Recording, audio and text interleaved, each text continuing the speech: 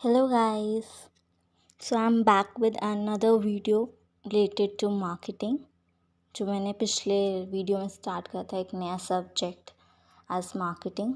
तो मेरा नया टॉप वीडियो है जो आ गई है मार्केटिंग पे। मैं आगे का कंटिन्यू कराऊंगी। मैंने पिछली वीडियो में कहा था कि जैसे फंक्शंस बहुत ही ऑब्जेक्टिव स्कोप वगैरह मैं आज कराऊंगी। ये बहुत ही इंपॉर्टेंट टॉपिक्स हैं मार्केटिंग के जो कई बार मोस्ट प्रोबेबली एग्ज़ाम में आ ही जाते हैं। अगर as a marketing as a topic if मैं लूँ तो ये वीडियो बहुत इंपॉर्टेंट है, तो बिना स्किप करे देखिएगा और एक एक वर्ड को अच्छे से सुनिएगा क्योंकि मैं बहुत चीज़ें बताने वाली हूँ एक्स्ट्रा भी इसमें। And most important at the end of the video मैंने आपके लिए क्वेश्चन भी रखा है, तो मैं जानना चाहूँगी कि इसका आंसर क्या है आप लोगों से। तो उसके बारे में बाद में बताऊँगी, बट जो आज मैं कराने जा रही हूँ बहुत इंपॉर्टेंट है। तो let's get started without even wasting a time. So first topic है जो मैं कराने जा रही हूँ वो है ऑब्जेक्टिव्स ऑफ मार्केटिंग। तो ऑब्जेक्टिव क्या क्या होते हैं मार्केटिंग के, वो पहली चीज़ है। तो फर्स्ट पॉइंट है customer satisfaction. The primary motive of a company is to satisfy the needs of the customer. Obviously ये कंपनी का प्राइमरी मोटिव क्या होगा, कस्टमर अगर सेटिस्फाइड नहीं होगा तो दोबारा थोड़ी तुम्हारा प्रोडक्ट खरीदेगा। तो मोस्ट इम्पॉर्टेंट जो हमारा पहली चीज़ होती है वो है customer satisfaction. Second, ensure profitability. Every business is run for profit and so goes for marketing. तो जो सेकंड हमारे को सबसे हम जो यूजुअली समझते हैं हमारा जो main objective of doing the business क्या होता है वो है प्रॉफिट। तो अगर बिज़नेस उस प्रोडक्ट को बेचने का प्रॉफिट नहीं कमा रहा तो फिर फ़ायदा ही क्या उस बिज़नेस का, बिज़नेस कंपनी के लिए कि वो प्रोडक्ट बेचे। ऐसे तो उसको लॉस हो जाएगा कंपनी को। Building organisational goodwill. इसका it portrays the product and the company's positive image in front of the customer. इसका क्या मतलब हुआ, अगर प्रोडक्ट अच्छा होगा तो ऑब्वियसली एज अ फीडबैक जो होगा कस्टमर अच्छा उसका रिस्पॉन्स देगा, पॉजिटिव फीडबैक देगा कि हाँ wow this product is amazing superb and all. तो अगर वो अच्छा होगा तो ऑटोमेटिकली आपके लिए आपकी कंपनी की गुडविल बढ़ेगी। तो बिल्डिंग ऑर्गेनाइजेशन गुडविल का ये मतलब है। Next point, fourth point, sales, increase in sales volume. It is a rigorous process of increasing the sale of product or services to generate revenue. अगर देखो प्रोडक्ट अच्छा लगेगा तो कंपनी तो जो बेच रही होगी प्रोडक्ट को अगर अच्छा लगेगा कस्टमर को तो ऑब्वियसली इसकी सेल बढ़ेगी, क्योंकि अगर वो अच्छा होगा क्वालिटी उसकी अच्छी होगी तो वो दोबारा वापस आएगा लेने के लिए। और यही नहीं, अगर मार्केटिंग अच्छे से करी जाएगी, मतलब जैसे मैं उसको प्रमोट अच्छे से करूँगी या उसका जो प्रोडक्ट पे अच्छे से ब्रांडिंग लेबलिंग पैकेजिंग करूँगी। कई बार एक जैसे शोरूम में जाते तो कई बार कोई प्रोडक्ट अच्छे से लगा होता है, पड़ा होता है, सजा धजा सा होता है, हमें वो देखते ही पसंद आ जाता है, चाहे वो हमारे लिए वेस्ट हो तब भी वो अट्रैक्ट होता है। वो उसकी एक मार्केटिंग का तरीका होता है। कंपनी के लिए अपना प्रोडक्ट मार्केट करेंगे, उसकी पैकेजिंग इतनी खूबसूरत कर दो कि एकदम प्रोडक्ट को जैसी वो कस्टमर देखे वो ख़रीद ले। तो ये एक तरीका होता है। तो इस तरीके से वो अपनी सेल्स बढ़ाने की कोशिश करता है अगर मार्केटिंग अच्छे से होती है। Enhance product quality. Marketing initiates customer feedback and reviews to implement them for product enhancement. इसका क्या मतलब हो, अब प्रोडक्ट क्वालिटी बढ़ाएगा, बार बार मार्केटिंग करेगा, उसके कस्टमर के फीडबैक जैसे मैंने कहा लेगा, तो इससे उसको पता चलेगा कि इसकी प्रोडक्ट में क्या दिक्कत है। क्या जैसे किसी कस्टमर को मैंने कहा कि मुझे अच्छा नहीं लगा, इसका बहुत ही क्वालिटी थोड़ी लो है, ये प्रोडक्ट में मुझे ये चीज़ अच्छी नहीं लग रही, तो वो क्या करेगा, जो अपना प्रोडक्ट है उसमें इम्प्रूवमेंट लाने की कोशिश करेगा। तो अपने प्रोडक्ट को अच्छी क्वालिटी इसकी और इम्प्लीमेंट करने की कोशिश करेगा कि वो प्रोडक्ट और ज़्यादा इन्हांस हो जाए। Next point is social welfare. Another objective of marketing is to serve society by improving the standard of living, generating employment, boosting economic growth, etc. तो एज हमें पता है कि सबसे एक प्रॉफिट के अलावा भी कंपनी के पास कई सारे ऑब्जेक्टिव होते हैं, बट उसमें से एक ऑब्जेक्टिव सोशल वेलफेयर का भी होता है, जैसे CSR रिस्पॉन्सिबिलिटी फुलफिल करना। लीगली में हम बहुत तरीके से होता है, बट अगर हम एज अ मार्केटिंग के तौर पे देखें तो मार्केटिंग के तौर पे सोशल वेलफेयर करना होगा तो कैसे करेगा? एम्प्लॉयमेंट जनरेट करेगा, और नहीं सही तो कि जब वो एक नया प्रोडक्ट लॉन्च करेगा तो उसको नई लेबर की ज़रूरत भी पड़ेगी, उसको और ज़्यादा स्किल्ड पर्सन्स की ज़रूरत पड़ेगी, ही नहीं अनस्किल्ड की भी रिक्वायरमेंट हो सकती है, ऐसा नहीं। वो तो प्रोडक्ट पे वेरी करेगा, सर्विस पे वेरी करेगा, बट इससे क्या होगा? एम्प्लॉयमेंट बढ़ेगी, स्टैंडर्ड ऑफ लिविंग बढ़ेगा। समझ सकते हैं? तो और अब नेक्स्ट पॉइंट की बात करूँ तो अब हम ये तो थे ऑब्जेक्टिव्स ऑफ मार्केटिंग। अब मैं नेक्स्ट पॉइंट पे आती हूँ। नेक्स्ट चीज़ जो हम पढ़ने जा रहे हैं वो है फीचर्स ऑफ मार्केटिंग। तो पहला फीचर क्या होता है मार्केटिंग का? Needs and wants. गाइस इस समय मैंने सिर्फ हेडिंग लिख के पूरे आपको दिख रहा होगा, पीपीटी में एक्सप्लेनेशन नहीं है। ये स्लाइड जो थी वो पीपीटी में नहीं है हमारी, ये मैंने खुद से ऐड करी है, क्योंकि आई थिंक वो डिस्कस करी गई थी हमारी क्लास जब हुई थी, बट उसको पीपीटी में इंक्लूड नहीं करा गया। एंड आई थिंक ये बहुत ही इंपॉर्टेंट चीज़ है, हमें फीचर्स तो पता ही होने चाहिए। तो कुछ इंपॉर्टेंट फीचर्स के बारे में मैं अब बात करने जा रही हूँ जो मार्केटिंग के होते हैं। तो पहला है needs and wants, the process of marketing.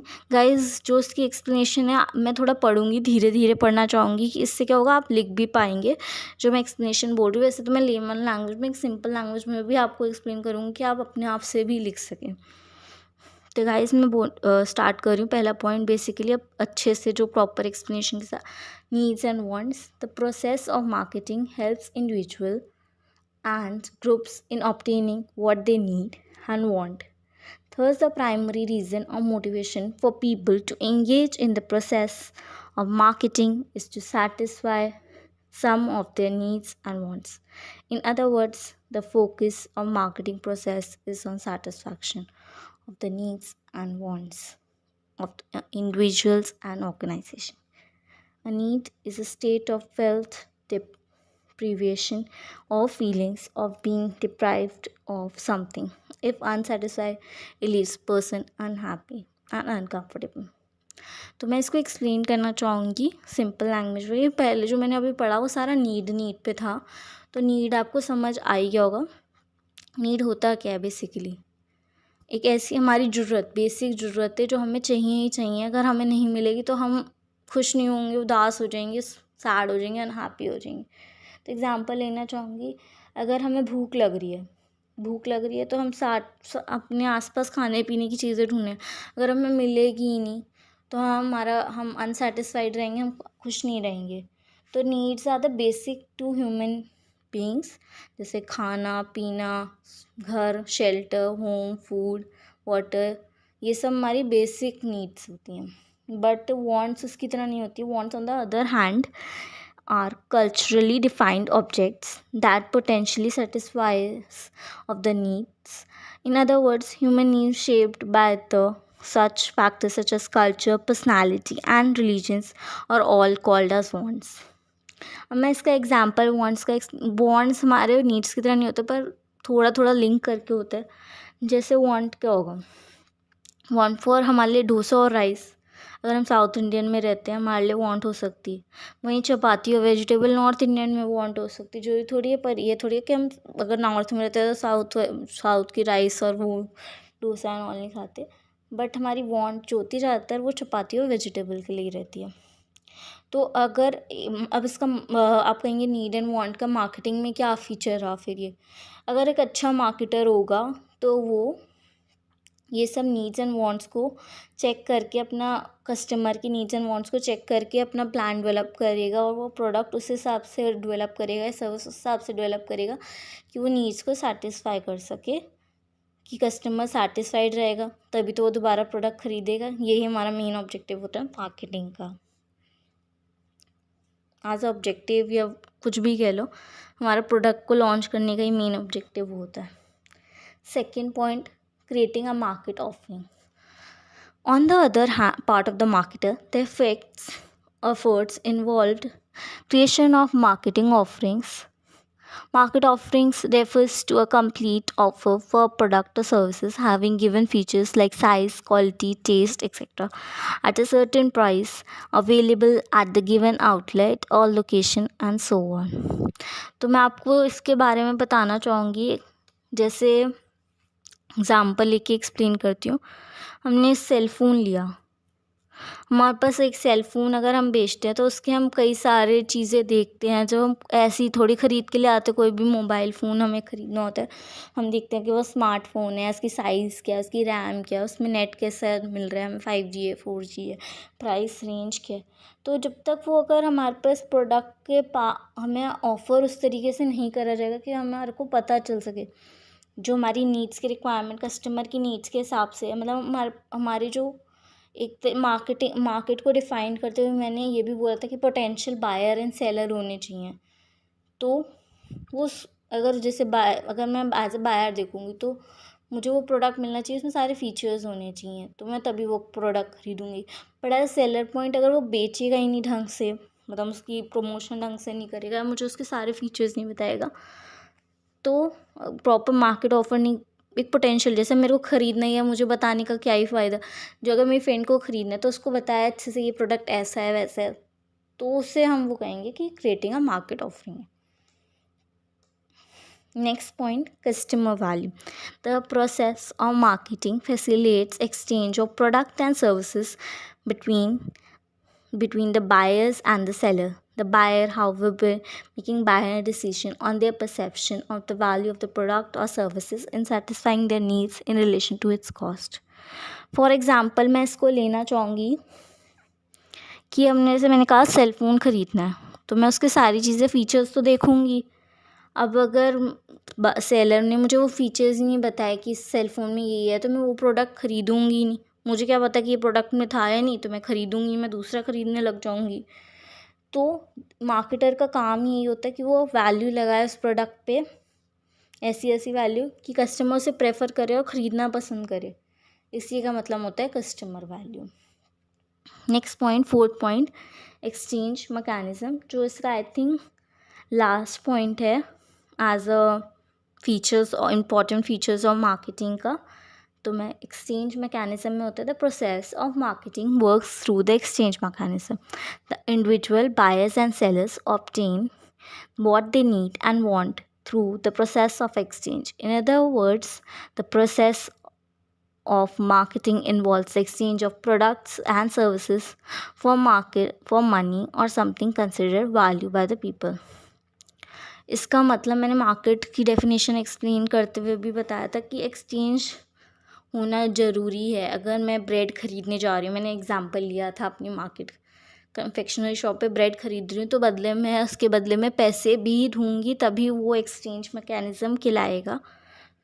फिर ना नहीं होगा. अगर सपोज़ मैं ब्रेड ख़रीदती हूँ, बदले में पैसे नहीं देती, तो वो थोड़ी एक्सचेंज मैकेनिज़्म हुआ. बायर को पैसे देने हैं और सेलर को, हमारे को वो प्रोडक्ट एंड सर्विसेज देने हैं, उससे हम एक्सचेंज मैकेनिज़्म कहते हैं.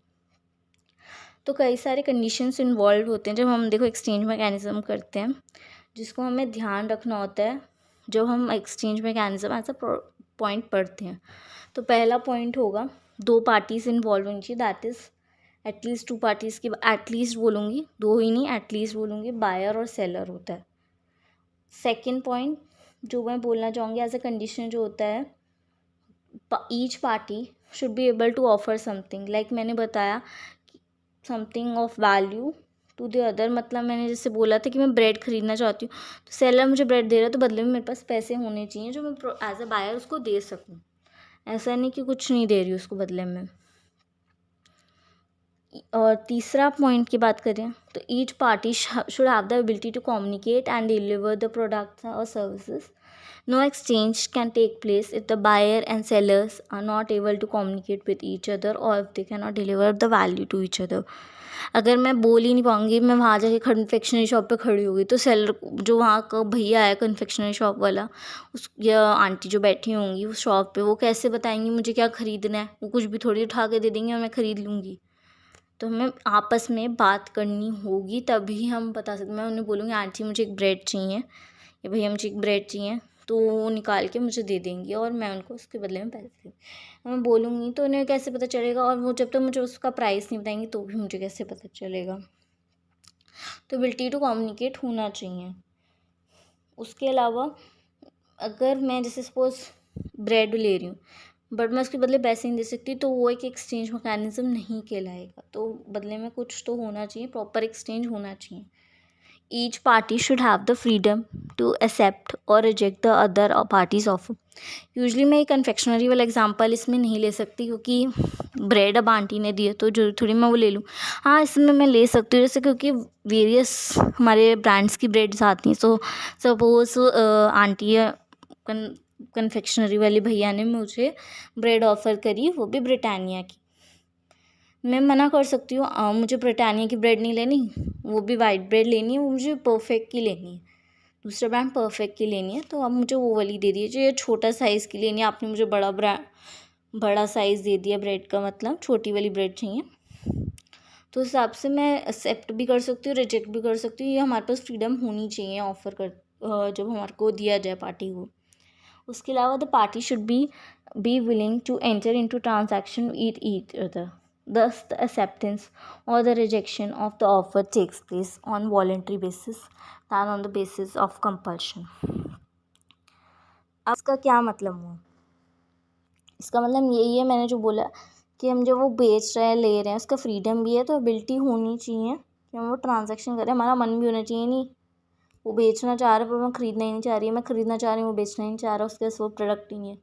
मैं किसी ऐसे टेलीविज़न शोरूम में खरीद जाऊँ जो इलेक्ट्रॉनिक्स के, उनसे कहूँ ब्रेड दे दो, तो कहाँ कोई लॉजिक थोड़ी है, वो थोड़ी ब्रेड दे सकता है, अब उसकी शोरूम में इलेक्ट्रॉनिक्स का है। तो एक प्रॉपर वो होना चाहिए कि विलिंग होना चाहिए एंटर करने के लिए ट्रांजैक्शन में। ठीक है गाइस, तो उसके बाद हम अब नेक्स्ट ये थे पॉइंट्स फीचर्स ऑफ मार्केटिंग के, नीड्स एंड वांट्स। उसके बाद exchange mechanism, third point is customer value, and fourth point is creating a market offering. ये हमारे 4 पॉइंट्स थे फीचर्स के। नेक्स्ट पॉइंट अब जो हम डिस्कस करने जा रहे हैं वो है स्कोप ऑफ मार्केटिंग। इसे हम यूजुअली वो भी कहते हैं व्हाट कैन बी मार्केटेड। तो अब हम जैसे स्कोप ऑफ, अगर क्वेश्चन में आया स्कोप ऑफ मार्केटिंग, तो ये सब पॉइंट्स हम अब लिखेंगे। स्कोप में क्या क्या आता है? Goods, services, events, experience, person, places, properties, organisations, information, idea. अब मैं इनके बारे में, ये सब तो मैंने हेडिंग्स बता दी, इन सब के बारे में ब्रीफली अब मैं अच्छे से एक्सप्लेन करने जा रही हूँ। तो जैसे मैंने कहा, scope of marketing basically is equal to what can be marketing. तो पहला है goods. Physical goods constitute the major part of the country's production and marketing efforts. Companies market billions of food products and millions of cars, refrigerators, televisions, machines. अब इसके examples और भी हो सकते हैं, DVD player, motorcycle, iPod, cellphone, footwear, television etcetera. ये सारे जो होते हैं प्रोडक्ट्स हमारे को ऑफ़र किए जाते हैं। अब नेक्स्ट पॉइंट है services. As the economies advances, a large proportion of these activities is focused on production of services. Services includes the work of airlines, hotels, car rental firms, bureaucratic software, programmer, management, consultant, and so on. Many market offerings consist of a mix of goods and services. For example, a restaurant offers both goods and services. Not only this, और भी services के example हो सकते हैं, जैसे health care, insurance, business purpose outsourcing, security, ease bill services, financial services, investment, computer education, online trading. ये सारे examples हो सकते हैं सर्विस के। नेक्स्ट होता है events. Marketers promote events. Events can be trade shows, company anniversaries, entertainment award shows, local festivals, health camps, and so on. For example, global sporting events such as Olympics or Commonwealth Games are promoted aggressively for both companies and हमारे लिए companies ही नहीं and fans के लिए। ये तो events के examples है, और भी कई सारे हो सकते हैं, जैसे क्रिकेट सर्विसेज, दिवाली मेला, fashion show, music concert, film festivals, elephant race, जो केरला टूरिज़्म होता है वो तो एलिफेंट रेस वगैरह भी कराता है। तो ये सारे एग्जाम्पल हो सकते हैं हमारे इवेंट्स के। नेक्स्ट पॉइंट की बात आते हैं, तो आपको दिख रहा होगा एक्सपीरियंस में क्या है, marketers create experience by offering a mix of both goods and services. A product is promoted not only by communicating features but also by giving unique and interesting experience to us. For example, Maruti SX4 comes with Bluetooth technology to ensure while driving. Similarly, residential townships offer landscapes, gardens while gaming zone. ये तो एक example था, हमारे पास और भी कई सारे examples हो सकते हैं एक्सपीरियंस के, जैसे customer experience as dinner with a cricketer say Dhoni, lunch with the celebrity say Aishwarya Rai, और experience in balloon riding, mountaineering etcetera. उसके अलावा अब हम नेक्स्ट पॉइंट पे आते हैं, persons. Due to rise in testimonial advertising, celebrity marketers has become a business. All popular personalities such as film star, TV artists, and sports person have agents and have personal managers. They also tie up with PR agencies for better marketing for themselves or oneself कह सकते हैं। तो इसका example for election जैसे होता है, तो उसके लिए भी certain of candidates for certain post के लिए होता है, वो हमारे पर्सनस में आ सकता है एज एन एग्जाम्पल। उसके अलावा नेक्स्ट आता है प्लेसेस में, cities, states, regions and countries complete to attract these tourist. तो इसका एग्जांपल हो सकते हैं जैसे visit Agra, city of love, Udaipur the city of lakes, Mysore the city of gardens, when Orissa celebrates 11 of the gods join in. ये सारे बहुत सारे तरीके होते हैं, जैसे हमारे में चंडीगढ़ का चला था, आओ गुजरात में गुजरात का चला था, अमिताभ बच्चन ने प्रमोट किया था। तो एज अ टूरिज़्म बढ़ाने के लिए भी कई सारी सिटीज़, प्लेस वगैरह को प्रमोट किया जाता है। तो नेक्स्ट पॉइंट आता है properties. Properties can be categorised as real properties और financial properties. Real property is the ownership of real estates, while financial properties are of like related to stocks and bond. Properties में जैसे intangible rights of ownership of real estates and financial properties भी मतलब हम कह सकते हैं intangible rights हो गया जो रियल एस्टेट में हो।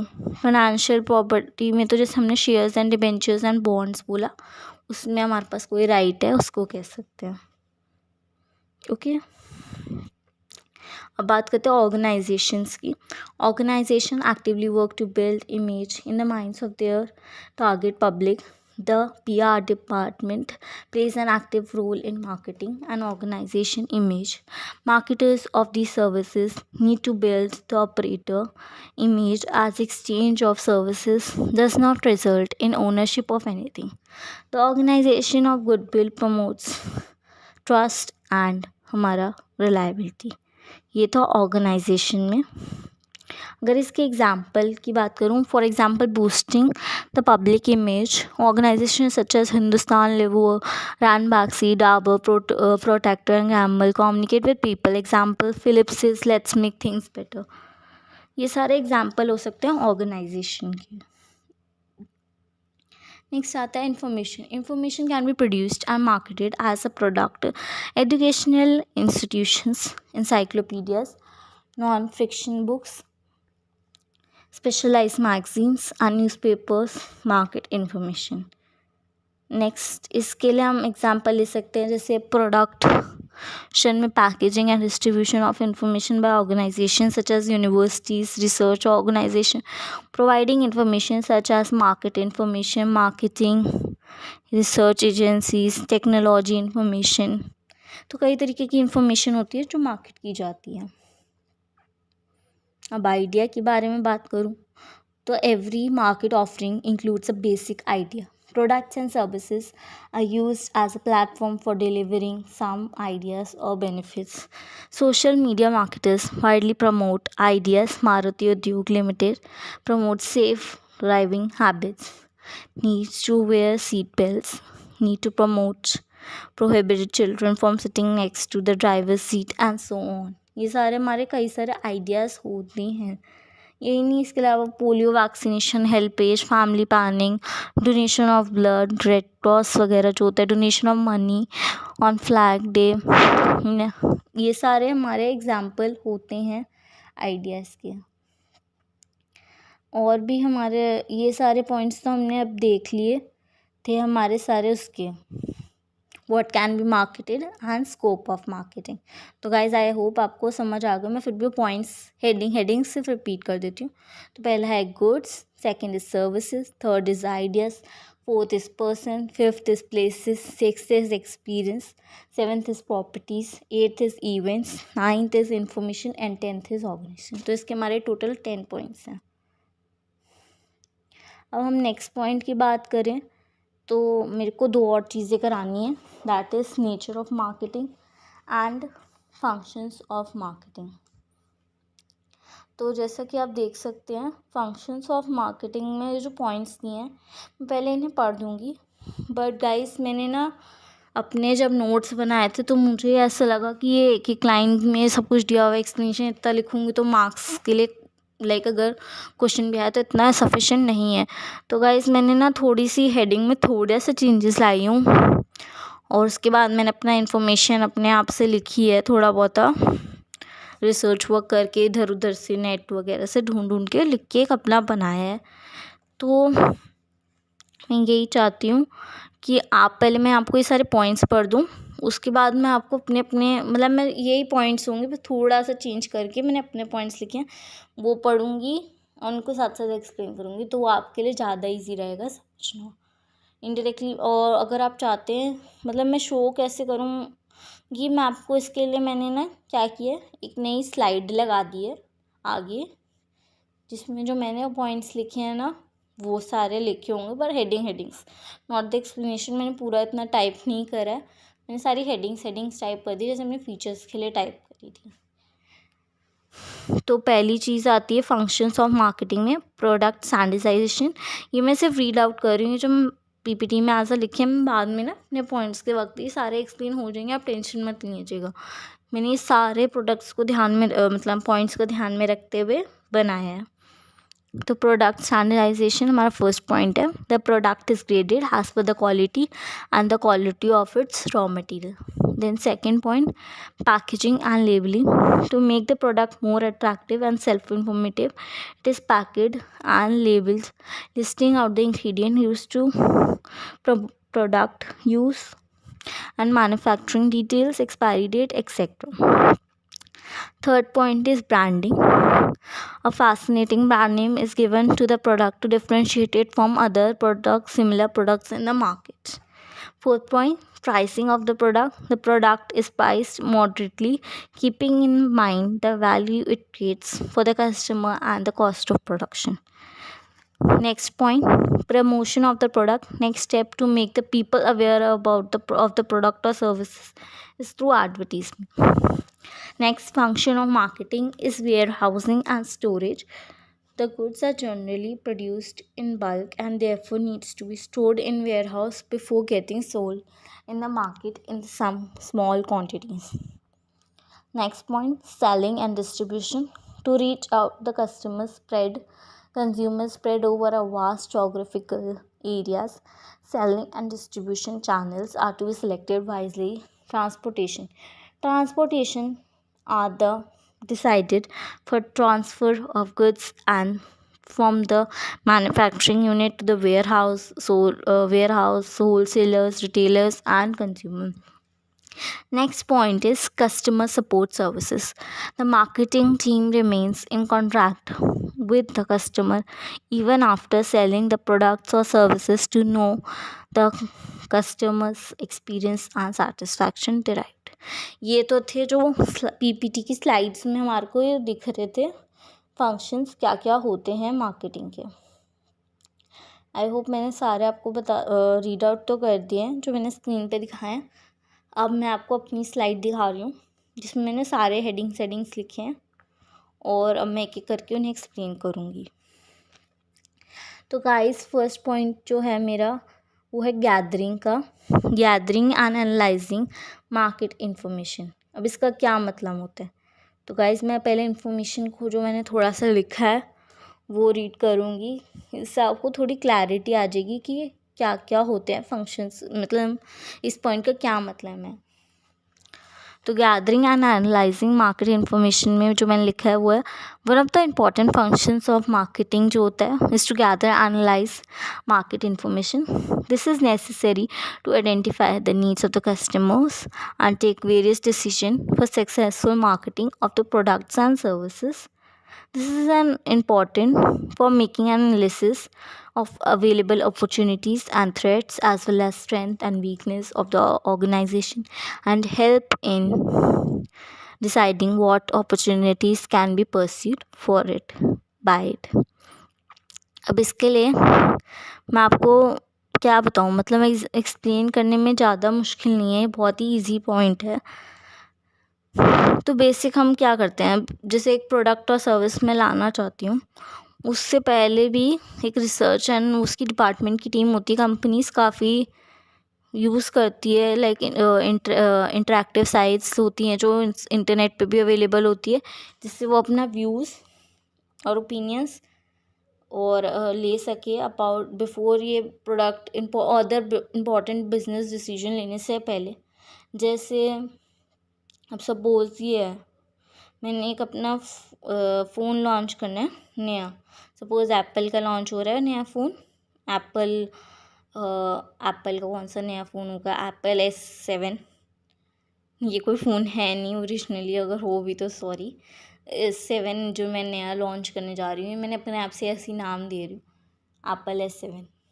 ये कोई होगा, मतलब इसके लिए अब क्या कंपनी एकदम ऐसी थोड़ी, आज मैंने एप्पल S7 बना, चलो लॉन्च कर दिया, प्रमोट करा और बेचने लग जाओ. ऐसा नहीं होता. वो एक पहले थोड़ी इंटरेक्टिव साइट्स पे भी जाती है कि वो दिखाती है कि हाँ देखो ये मैं लेके आऊँ. लॉन्च करने से पहले कई कस्टमर से पूछ लेती है, देखो मैं ये प्रोडक्ट लेके आ रही हूँ, कैसा लग रहा है आपको, देख के छुइए कि इसकी स्क्रीन कितनी, देखिए कितनी स्लिम स्क्रीन है, इतना लंबा है, इसमें इतनी अच्छी रैम मिल रही है आपको, कलर देखिए कितना अट्रैक्टिव है, बैटरी कितनी ज़्यादा दिन तक चलती है और एकदम जल्दी से 15 मिनट में चार्ज हो जाता है, सस्ता है, इंस्टॉलमेंट में भी ख़रीद पाओगे आप लोग, ये सब आपकी रेंज का है. तो ये सारे वो चीज़ें चेक करती है, कस्टमर से पूछती है कि आपको कैसा लग रहा है. अगर मैं आपको प्रोडक्ट बेचूँ, अगर वो कस्टमर अच्छा रिस्पॉन्स देते हैं, हाँ देखो कितना अच्छा है कलर, मेरे को तो अट्रैक्टिव लगा, मेरे को मिलेगा तो मैं ख़रीद लूँगा. तो अगर ऐसा कस्टमर बोल देता है तो वो बेच देते हैं वो प्रोडक्ट, अपना डिसीजन ले लेते हैं कि हाँ हम इसको ऐसे ऐसे बेचेंगे, ये चीज़ करेंगे. और बट अगर कस्टमर कहता है नहीं यार इसका कलर थोड़ा अच्छा होता है ना, ब्लैक में होता है या कुछ लाइट ग्रे होता है या वाइट होता है, तो शायद मैं इसका ख़रीद लेता है. इसका कुछ अच्छा सा मतलब इसके ऊपर वो कोई अच्छा सा फीचर और कैमरा या पेन वगैरह मिलता है एक्स्ट्रा राइटिंग के लिए, इसके लिए तो मैं शायद ख़रीदता. फिर ना मैं नहीं ख़रीदा, इतना महंगा लग रहा है उस हिसाब से फ़ोन, जिस हिसाब से आपने मुझे अभी दिया. तो कस्टमर एक फिर नहीं बेचेगा, वो उस प्रोडक्ट को और थोड़ा इन्हांस करेगा, उसके बाद बेचेगा. तो ये इस पॉइंट का मतलब है. सेकेंड पॉइंट है मार्केट प्लानिंग. जो हमारा अदर इम्पॉर्टेंट एक्टिविटी और एरिया ऑफ वर्क होता है वो marketer to develop market plan so that marketing objectives of the organisation can be achieve. Example अब मैं इसका एक्सप्लेन कराऊंगी. जैसे अभी हमारा सपोज 10% शेयर है कंपनी का कंट्री के अंदर एक किसी प्रोडक्ट के लिए. अब मैं चाहती हूँ नेक्स्ट 3 सालों के अंदर मेरा शेयर जो है वो बढ़ जाए, वो 20% से हो जाए. तो इसके लिए प्रॉपर प्लान बनाएगी कंपनी सो डैट उसका मार्केट शेयर उस कंट्री में बढ़ सके. जैसे मैंने कहा 10 से 20 हो जाए, तो उसके लिए प्रॉपर प्लानिंग करेगी क्या क्या होना चाहिए, कैसे कैसे होना चाहिए. थर्ड पॉइंट है product designing and development. Another important activity और decision area related to product designing and development. The designing of product contributes to making the product attractive to the market customer. A good design can improve the performance of the product and also give its competitive advantage in the market. इसका example क्या होगा, अब मैं एक motor bike ख़रीदने जा रही हूँ, तो इसके मैं पहले हम ख़रीदने से पहले उसके कई सारे फीचर्स चेक करूँगी. जैसे कॉस्ट क्या है, उसकी माइलेज क्या है, यही नहीं उसका डिज़ाइनिंग फीचर्स भी देखूँगी ना. डिज़ाइनिंग वाले किस शेप की है, उसका स्टाइल क्या है, उसका कलर क्या है. सपोज़ उसका कलर ब्लैक है तो मुझे क्या पता रेड कलर पसंद हो. ये सब चीज़ें कस्टमर की मैं देखूँगी एज अ कस्टमर देखूँगी तो कंपनी क्या करती है, इसके लिए प्रोडक्ट डिज़ाइन एंड डेवलपमेंट उसके लिए अच्छे से करती है कि ये तरीके से हो सकता है कि शायद कस्टमर को इस तरीके से पसंद आए, तो वो इस तरीके से डेवलप करती है अपने प्रोडक्ट को. Next point is standardization and grading. Standardization refers to producing goods of predetermining specification, which helps in achieving uniformity and consistency in the product. Standardization ensures that the buyer that the good conforms to the predetermined standard of quality, price, and packaging, and reducing the needs for inspection, testing, and evaluation of the product. Whereas हम grading की बात करें, grading is the process of classification of product into different groups on the basis of important characteristics such as quality, size, etc. Grading is particularly necessary for products which are produced according to predetermined specification such as agriculture ले लो example में, wheat के लिए अलग, oranges के लिए अलग, तो उसके लिए अलग अलग ग्रेडिंग की जाती है. और स्टैंडर्डाइजेशन के हिसाब से मैंने कहा कई सारे लीगल रेगुलेशन होते हैं कि अगर हम ये प्रोडक्ट लॉन्च कर रहे हैं तो उसका स्टैंडर्ड हमें ये रखना है, इससे कम नहीं होना चाहिए. अगर कम होगा तो वो प्रोडक्ट लॉन्च नहीं हो सकता. अब हम नेक्स्ट पॉइंट की बात करेंगे, पैकेजिंग एंड लेबलिंग. तो packaging refers to designing and developing the package for the product, whereas labeling refers to designing and developing the label to be put on the package. The label may vary in simple tag to complex graphics.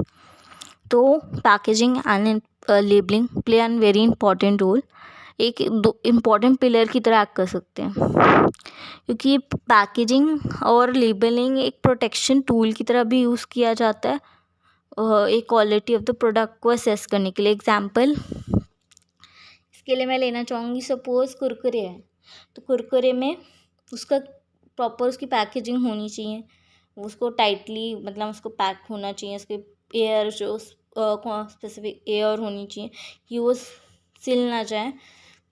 Consumer अगर खोले तो सिले हुए ना निकले अंदर से, proper अच्छे क्रिस्पी से हों.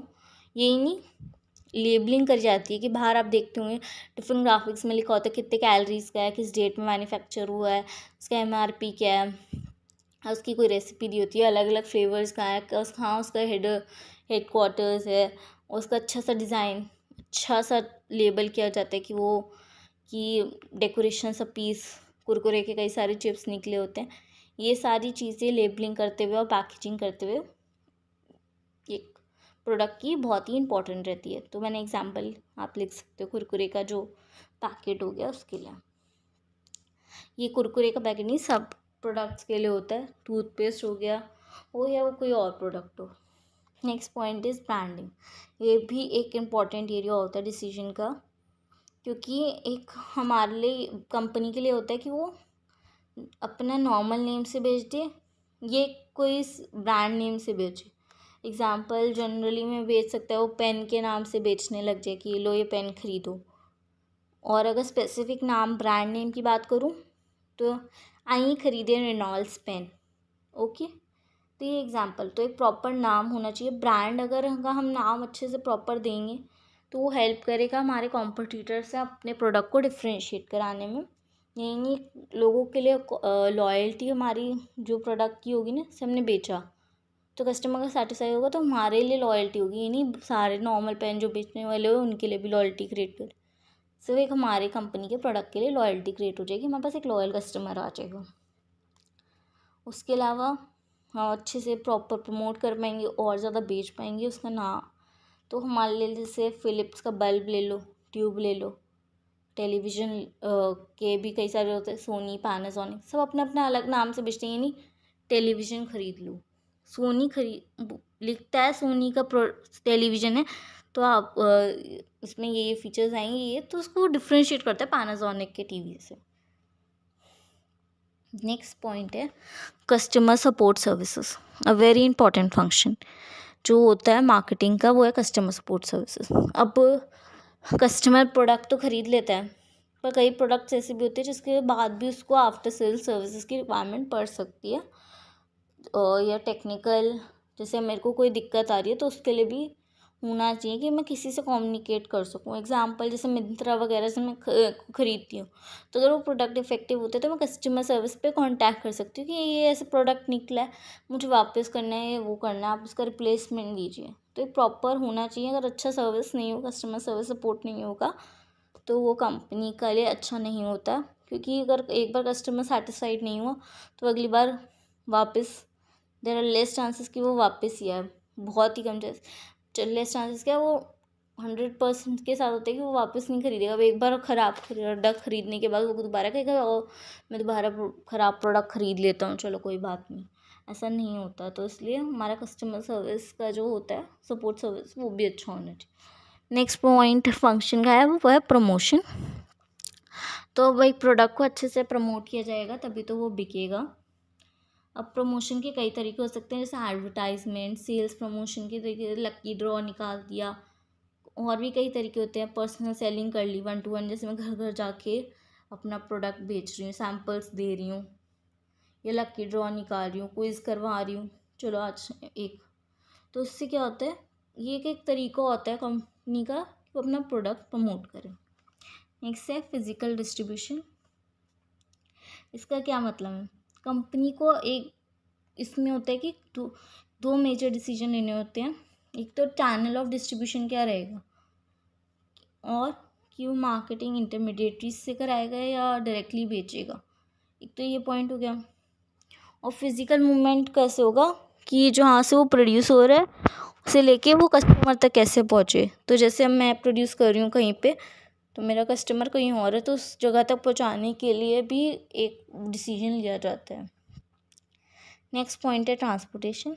जैसा कि मैंने बोला ना, मैं कहीं प्रोड्यूस कर रही हूँ, मेरा कस्टमर कहीं और है, तो उसको पहुँचाने के लिए तो ट्रांसपोर्टेशन एक सर्विस की तरह है कि वो जैसे रेलवे से जाएगा, ट्रक से जाएगा, गाड़ी से जाएगा, किस तरीके से मेरा प्रोडक्ट मेरी लोकेशन जहाँ से मैंने प्रोड्यूस किया है वो कस्टमर की लोकेशन तक पहुँच जाए जोग्राफिकली। तो ये होता है ट्रांसपोर्टेशन में आएगा। नेक्स्ट पॉइंट है स्टोरेज और वेयर हाउसिंग। अब जैसे अब देर से जो होता है गैप होता है प्रोडक्शन जब हम कर देते हैं और उसके प्रोक्योरमेंट में, गुड्स खरीदने और बेचने में।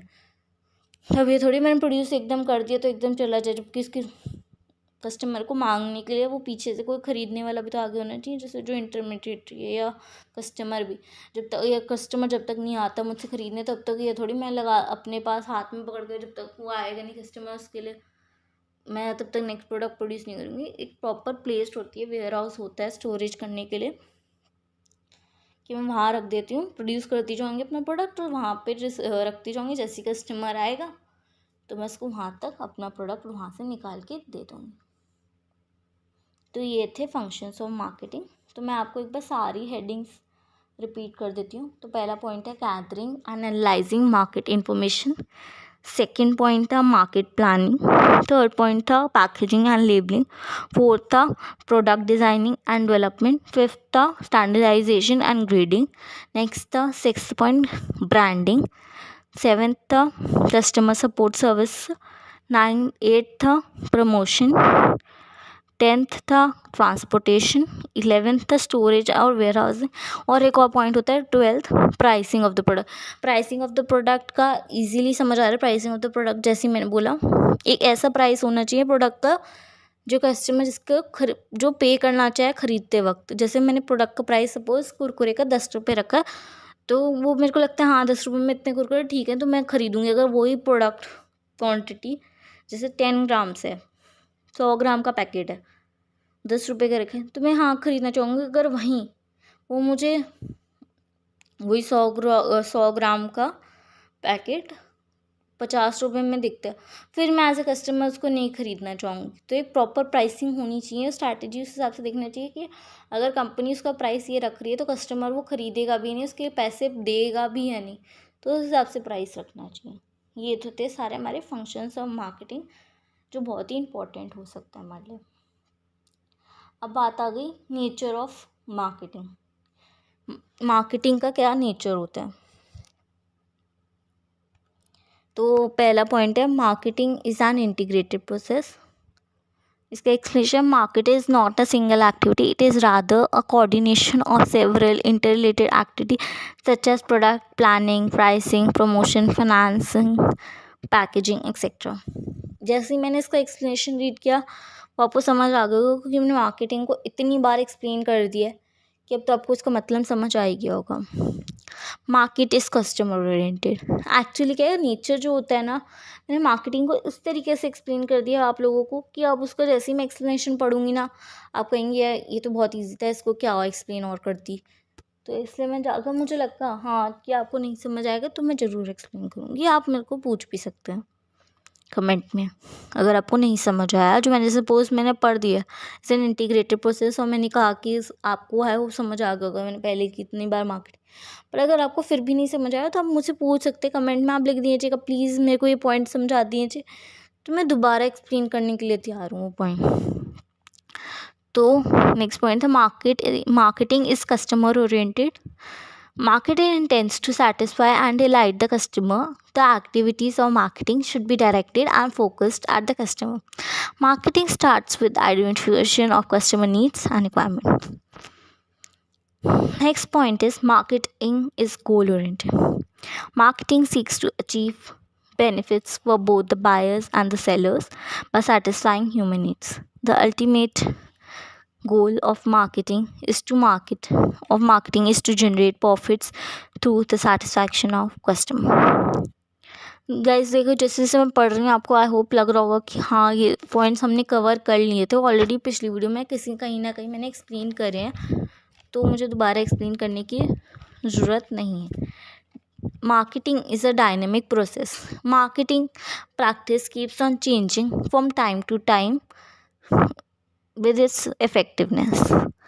मार्केटिंग हर बार हम चेंज होता रहता है, हम हर बार एक नया प्रोडक्ट या सर्विस लॉन्च करते हैं, तो उसके लिए हम और अच्छे से रिसर्च करते हैं, क्योंकि हम जो चाहते हैं कि जो हमारा पहले प्रोडक्ट में कोई डेफिशिएंसी रही हो वो इस प्रोडक्ट में नहीं भी रहे और हम वो भी कवर अप कर लें, तो हम प्रॉपर रिसर्च एंड डेवलपमेंट करते रहते हैं। प्रोडक्ट को उसी प्रोडक्ट को एनहांस करना हो तो उसके लिए भी प्रॉपर रिसर्च वगैरह करते रहते हैं। तो it's a dynamic process, creates utilities. इसका क्या मतलब है, market creates various utilities such as form utility, time utility and place utility. It creates the form utility by manufacturing the right product using inputs, time utility by storing goods in the warehousing, and place utility by delivering goods properly to the end customers. Next point है economic process. It is a process that involves exchange of goods in monetary term. Next point है continuous activity. Marketing is a regular and continuous activity of business for selling their products. Business involves the needs to monitor the marketing environment and should accordingly plan, implement, control all the marketing programs. Not only this, next point is marketing is pervasive.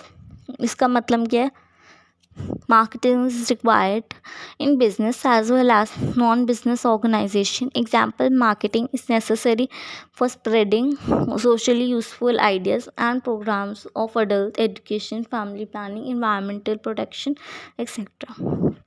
Not only this, हमारा जो last point आ गए हम nature of marketing के, that is multidisciplinary approach.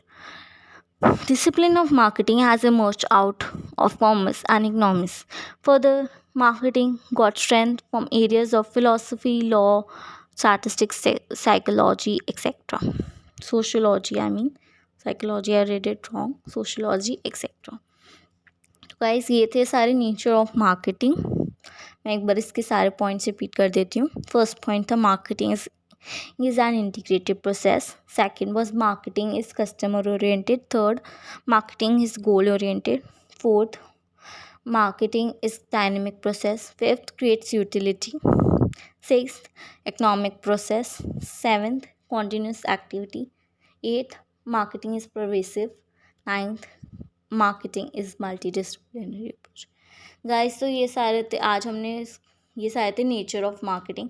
Guys मैं ये कहना चाहूँगी आज की वीडियो बहुत ही इंपॉर्टेंट थी. हमने इसमें objectives, functions, features, nature, scope, what can be marketing जिसे भी कहते हैं, ये सारे इम्पॉर्टेंट टॉपिक्स डिस्कस कर रहे थे जो यूजुअली एग्ज़ाम में इनमें से कोई ना कोई टॉपिक मोस्ट प्रोबेबली आपके एग्ज़ाम में भी आ सकता है। तो ये हमने आज डिस्कस कर लीजिए। अब मैं स्टार्टिंग वीडियो में कहा था कि मैं क्वेश्चन सेरेमनी भी रखूँगी, तो वो क्वेश्चन मैं अब पूछना चाहती हूँ। मैं चाहती हूँ आप इस क्वेश्चन का आंसर करें कमेंट सेक्शन में। वैसे तो मैं आंसर रिवील खुद ही कर दूँगी एक शॉर्ट के थ्रू, बट और उसको एक्सप्लेन भी करूँगी, बट मैं चाहती हूँ आप ट्राई मारें अगर आपको इसके बारे में पता है तो। मैं देखना चाहती हूँ आपको जितना पता हो उतना आंसर करिएगा। तो पहला चीज़ है, मैं चाहती हूँ 7 C's ऑफ मार्केटिंग क्या होते हैं। मेरा सेकंड क्वेश्चन है 4 A's ऑफ मार्केटिंग क्या होते हैं। एंड थर्ड क्वेश्चन है, यूजुअली हम कहते हैं मार्केटिंग मिक्स होता है, जो होता है वो 4 P's ऑफ मार्केटिंग का होता है, बट मैं कहना चाहूँगी 7 P's ऑफ मार्केटिंग क्या होते हैं। तो आप मुझे ये बताइएगा 7 C's, 4 A's and 7 P's of marketing क्या होते हैं। ये मेरे 3 क्वेश्चन हैं। तो अगर आपको इसका आंसर आता हो या किसी इनमें से किसी भी एक क्वेश्चन का आंसर भी आता हो, तब भी आप इसका कमेंट सेक्शन में आंसर लिखिएगा। तो that's all guys, I hope आपको ये समझ आ गया हो और मेरे क्वेश्चन का आंसर आप कमेंट सेक्शन में कर दीजिएगा। और अगली वीडियो के लिए भी मैंने कुछ इंपॉर्टेंट टॉपिक सोच के रखे हैं, तो नेक्स्ट वीडियो भी बहुत इंपॉर्टेंट होने वाली है। तो गाइज़ अगर आपको मेरी वीडियो अच्छी लगी हो तो गाइज़ उसको लाइक कर दीजिएगा, शेयर कर दीजिएगा और सब्सक्राइब कर दीजिएगा मेरे चैनल को, और कमेंट करके बताइएगा, क्योंकि आपका लाइक और एक एक कमेंट जो मोटिवेशनल रहता है मेरे लिए, मैंने कहा है मोटिवेशन की तरह एक्ट करता है। और आप अगर सब्सक्राइब करेंगे तो मुझे अच्छा लगेगा, क्योंकि अगर आप सब्सक्राइब करेंगे तो आपको जब भी मैं अगली वीडियो डालूँगी तो आपको फटाफट से पता चल जाएगा कि मैंने अपनी वीडियो डाली है, तो आप उसको देख सकते हैं। और कमेंट में ये नहीं, मैं कमेंट में चाहूँगी कि आप इस वीडियो के कमेंट में ये भी लिखें, एक तो क्वेश्चन का आंसर कर सकते हैं, आपको वीडियो कैसी लगी ये भी कमेंट करिएगा। और तीसरी चीज़ जो आप कमेंट करिएगा वो ये है, अगर आपको कोई जो भी डाउट हो तो ये 3 चीज़ें आप कमेंट सेक्शन में अपना लिख सकते हैं। और इसका आंसर, अगर मुझे आपके डाउट का आंसर आएगा तो मैं उसका आंसर करना पसंद करूँगी, क्योंकि मैं जानना चाहूँगी अगर कोई भी डाउट मेरी वजह से आपको रह गया एक्सप्लेन करते हुए, तो मैं नहीं चाहती आपके दिमाग में कोई भी डाउट रहे, तो मैं उसका आंसर कर दूँगी फटाफट से कि आपको उस क्वेश्चन की क्लैरिटी मिल जाए। तो guys do like share and share इसलिए करना चाहूँगी क्योंकि आप बेनिफिट ले रहे हैं, तो मैं चाहूँगी कि पूरा आपके फ्रेंड्स वगैरह भी बेनिफिट से, आपके फैमिली मेम्बर्स भी इसका बेनिफिट लें। तो guys do like share subscribe and comment on this video. Thank you guys, bye bye.